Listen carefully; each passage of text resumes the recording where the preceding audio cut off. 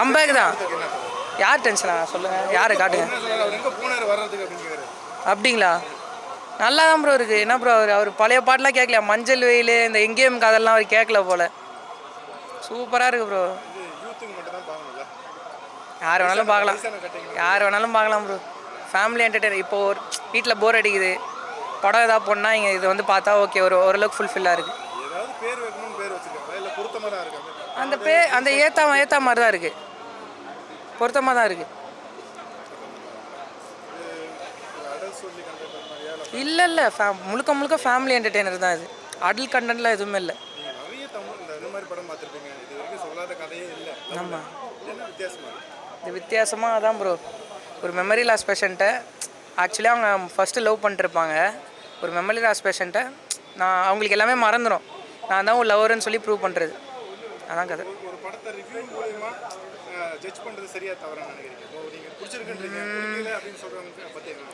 பிடிக்கலன்னு சொல்கிறவங்களுக்கு பொறுத்த வரைக்கும்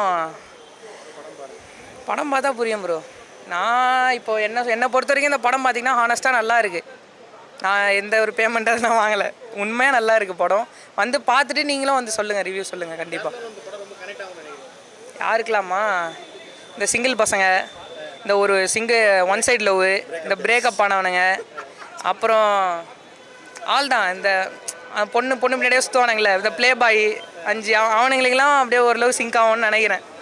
கப்புள்ஸுக்கு கொஞ்சம் சிங்க் ஆகும்.